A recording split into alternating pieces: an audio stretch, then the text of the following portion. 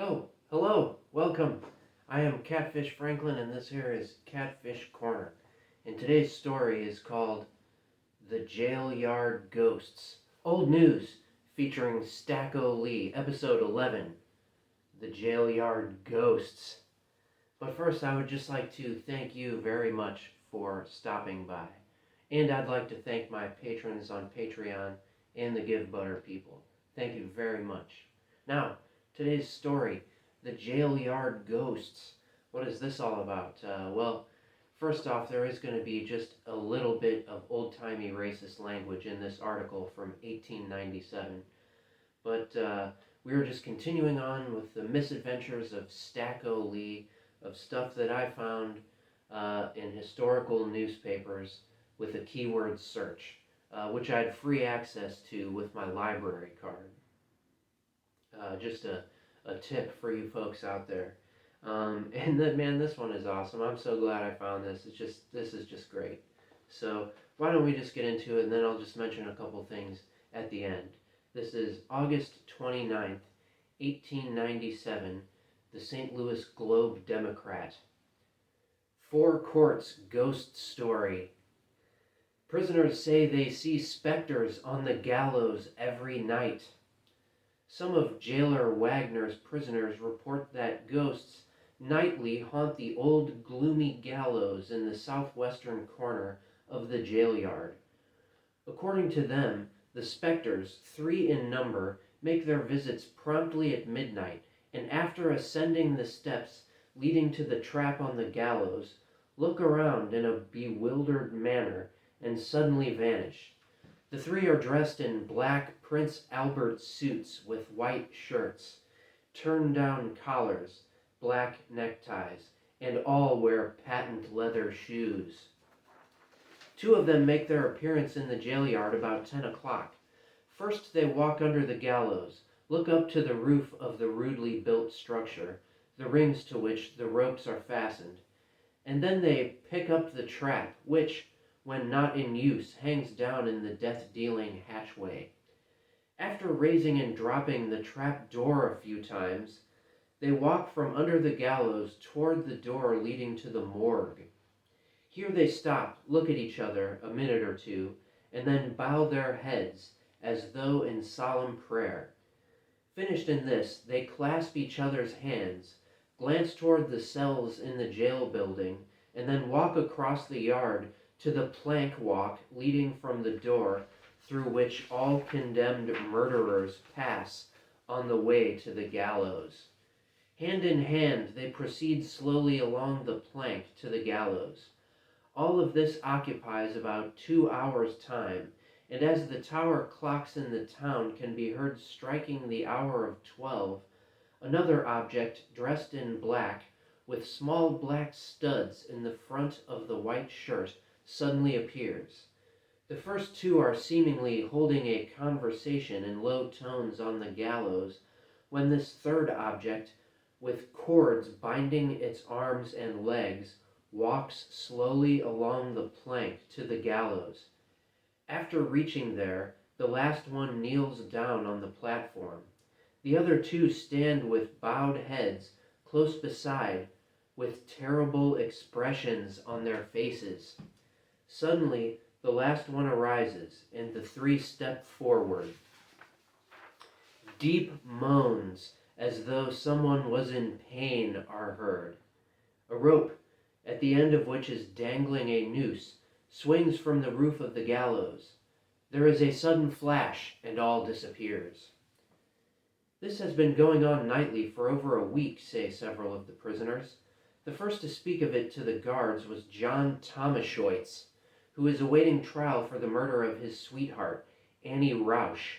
Thomashoitz, Friday night, called Chief Night Guard Sam Murray to his cell, and with a look of wild excitement in his face, begged to be changed from his cell, number 37, on the first tier in the southern part of the building, to one on the opposite side of the place. "I cannot sleep at night," he told Murray, "on account of the ghosts in the yard.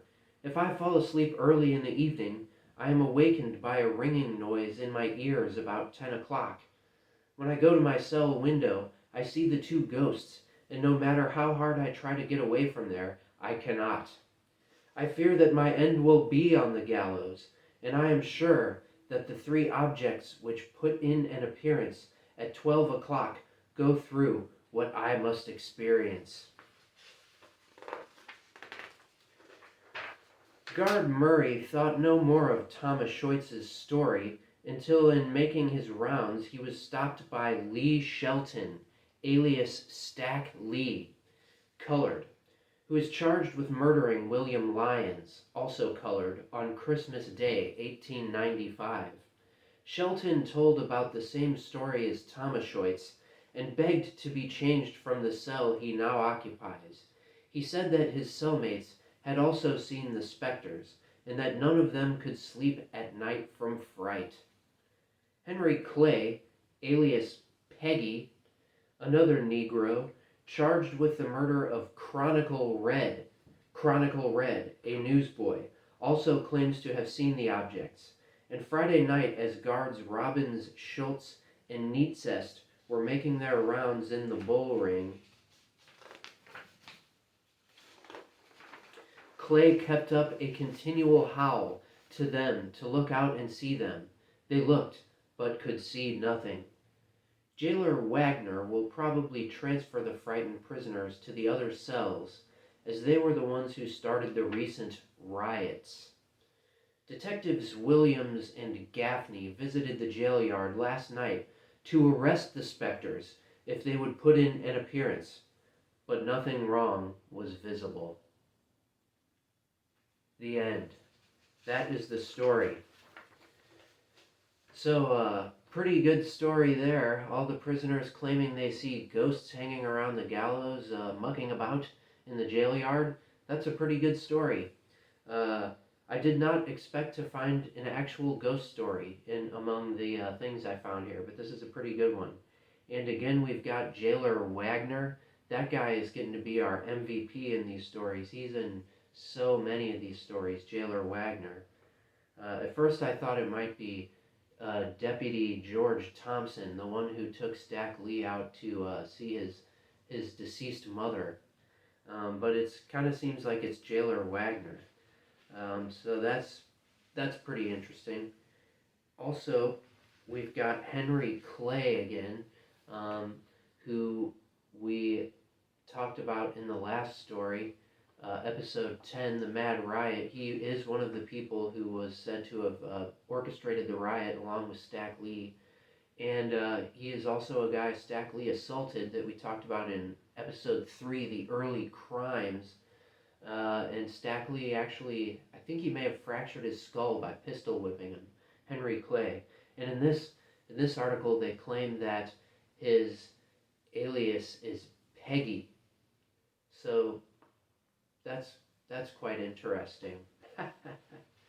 And finally, I think the only other thing I wanted to mention here is, well, just it's funny that they say that Stack Lee was begging to be moved to another cell, or like he was whimpering, or I don't know. It's funny. It seems out of character. Maybe these guys were just playing a trick on the cops or something. Who knows? It's tough to say, but it is funny to see Stack Lee begging to be changed to another cell. That's a fascinating detail. And finally, let's talk about this murdered newsboy whose name is Chronicle Red. Is that the best character ever? Too bad he was murdered, because that is such a great name. And he's a newsboy. I bet he was a very interesting fella. But I guess that's about it for the Jail Yard Ghosts and this episode 11. So if you've made it this far, thank you very much. Thanks for stopping by. I appreciate it here on YouTube. And if you want to support me, you know what to do here on YouTube. And there's links to my Patreon and the Give Butter around. And you can always find links to all that stuff on catfishfranklin.com. So thank you very much, and, well, be good to each other out there, and I'll see you next time.